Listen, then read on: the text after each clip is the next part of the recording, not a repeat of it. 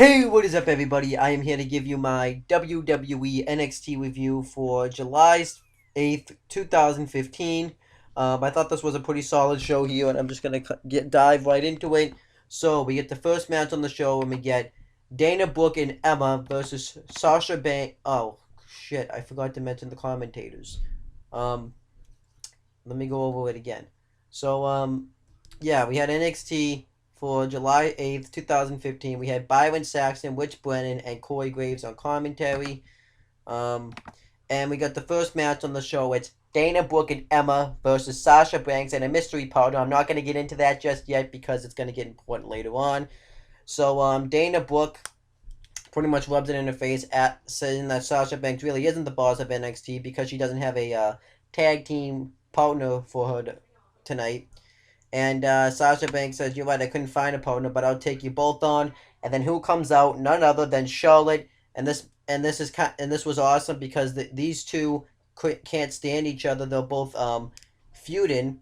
Well, they were both feuding for the NXT Women's Championship, and also they were also both in the BFFs together. They were both tag team partners in NXT, so this was pretty cool here. And Charlotte comes out and says, "I'll be your partner, Sasha, but you owe me." So acting like she doesn't really want to be her tag team partner, but she's doing it because she also has problems with Dana Brooke and Emma, and she's gonna get something in for return. I thought that was cool, and they dominate the Charlotte and Banks dominate Dana Brooke and Emma for a while, and then the heels get the heat on Charlotte, and then Charlotte gets the hot tag on Sasha Banks, and eventually what happens is Sasha Banks gets Dana Brooke in the bank statement, and then Emma tries to come in and break it up, but then Charlotte gets Emma into the figure eight, and Dana Brooke taps out, so Sasha Banks and Charlotte win the match here,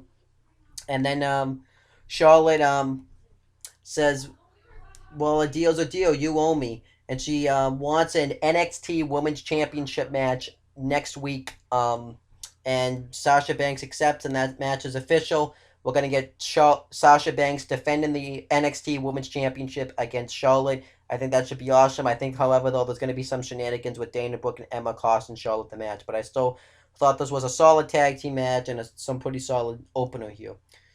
And then it shows the NXT Championship match that happened at the in the youth show between Kevin Owens and Finn Balor when Finn Balor beat him for the NXT Championship.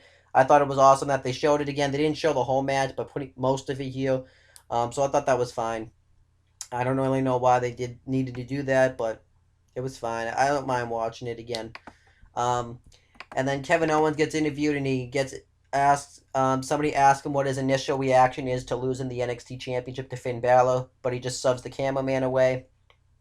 And then Chad Gable gets interviewed, and he says that he's been trying for weeks to get Jason Jordan to be his tag team partner.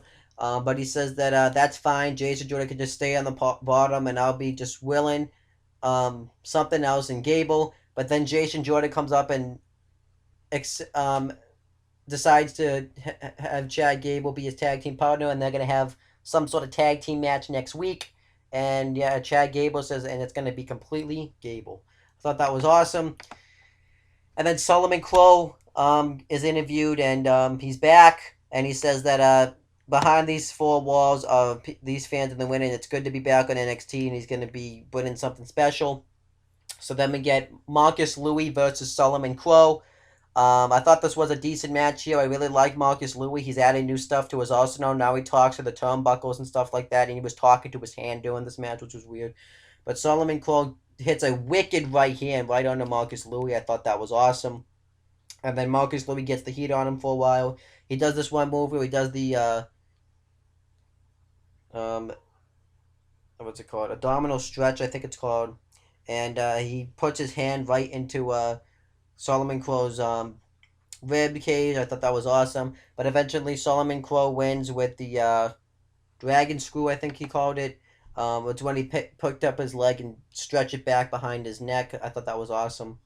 And Solomon Crowe won. I was fine with this. And then the Vaudevillains, which consist of Aiden English and Simon Goss, cut a promo backstage talking about how they've been gone from NXT for a while and they're gonna back to reclaim the NXT Tag Team Championships, and that's what they're gonna do tonight. So I thought that was cool, and I like their promo there. Um, then we got Finn Balor backstage, and he celebrates winning the NXT Championship. He celebrates with Cesaro and Neville, and then John Cena comes up and congratulates him. I thought that was cool, and then he cuts a promo backstage afterwards, talking about he how he's been to Japan several times, and winning the NXT Championship and what he considers his second home was one of the biggest accomplishments of his career.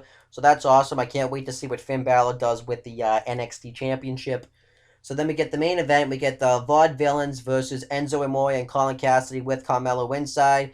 And the winners of this match will be the new number one contenders to the NXT Tag Team Championships. The match starts out with Colin Cassidy and Enzo Amore just dominating the Vaudevillains. They take them outside the ring, and then they do one cool spot where Colin Cassidy body slams Aiden English, and then he hits a body slam on the he does a body slam to Enzo Amore right onto Aiden English, which was cool. And then the Vaudevillains get the heat on Enzo Amore. They do a sick move where they set him up like he's gonna Aiden English set him up like he was gonna slingshot him, and Simon Gauze hit a drop kick. I liked that.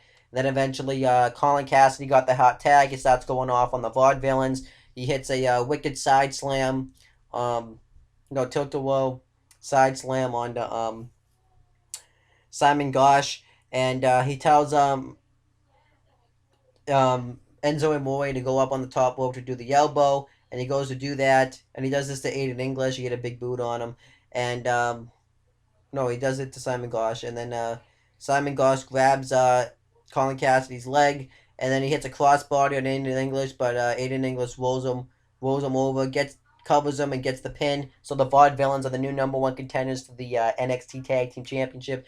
I think this makes sense. They just came back. They've been on a big waiting streak. I think it makes sense to put them in a number one contender spot. So I think that makes sense, and I'm fine with this. And Enzo Amore and Colin Cassidy, I like the underdog tag team when they come this close to winning the NXT Tag Team Championships or getting a shot at them. So I think it makes sense. But overall, that was NXT with this week. I thought it was a pretty good show. I give it a 7 out of 10. The only reason I'm giving it that is because they didn't get to use as much TV time as they normally do because of the whole NXT, because they had to show the NXT title recap again. But other than that, I thought it was a pretty good show. I liked the opener.